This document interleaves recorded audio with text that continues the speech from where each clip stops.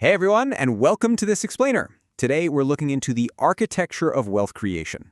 We are going to completely strip away all the noise and look directly at the structural foundations of how actual lasting wealth is built.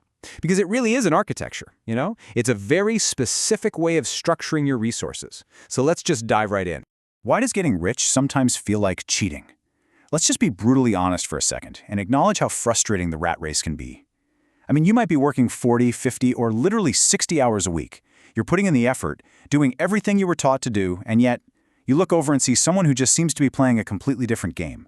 Their wealth is growing so rapidly, and their success is accelerating so fast, it almost feels unfair, like they have some sort of cheat code that you don't. And hey, it's completely valid to feel that way, because honestly, they kinda are playing by a different set of rules. Today, we're gonna figure out exactly what those rules are. Now, right off the bat, we need to clear the air. This is not about quick money. If you're looking for a get-rich-quick scheme, a secret stock tip, or a lottery ticket, you're definitely in the wrong place. Overnight success? Yeah, that's almost always a carefully manufactured illusion. Instead, we're looking at the hidden architecture of acceleration. We want to understand the actual mechanics of how value is created and scaled over time, not how to make a quick buck. To truly understand this architecture, we have to start by examining the great divide, time versus systems. And this isn't just a difference in bank account balances. It's a massive fundamental shift in mindset.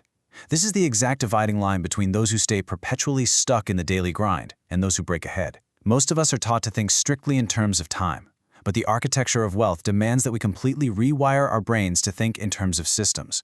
It all comes down to trading time for money versus building systems that work while you sleep.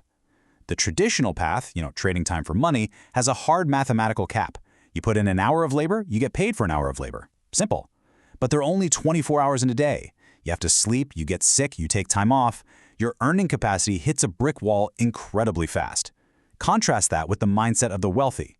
They dedicate their energy not to hourly labor, but to building continuous autonomous systems that operate entirely independently of their physical presence. So, how exactly do you build a system that works while you sleep? Well, the magic word here is leverage. Leverage is the absolute ultimate tool that separates simply working harder from working on high-impact opportunities. Think about it like this.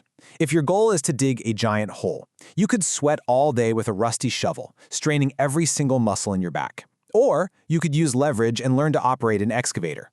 It's the exact same human being, but with drastically different output. Leverage allows you to completely disconnect your inputs from your outputs.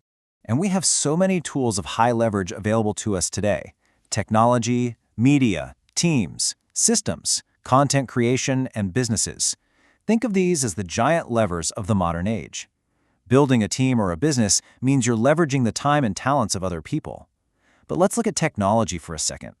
Think of a tiny startup team writing a piece of software just once, like WhatsApp, that then gets used by billions of people simultaneously. Or a content creator whose single video continues to generate revenue and educate an audience for years, literally while they are fast asleep. That is what it means to move massive financial weight with a highly focused effort. But leverage isn't just a one-time event. We have to ask ourselves, what happens when small advantages actually multiply? What happens when the software you wrote gets a little better every single day? Or your content audience grows just a little bit month over month? Or your business system becomes just a fraction more efficient over the years? This right here is the engine that drives those massive levers over the long haul.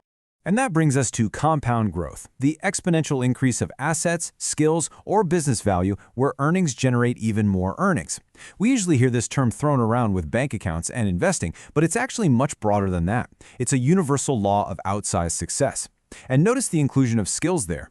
Think about it. If you learn how to code and then you learn digital marketing, those skills don't just add together, they multiply. Your ability to build and sell an asset compounds. It starts out as a flat line, seemingly invisible, but eventually the math takes over and the curve shoots straight up.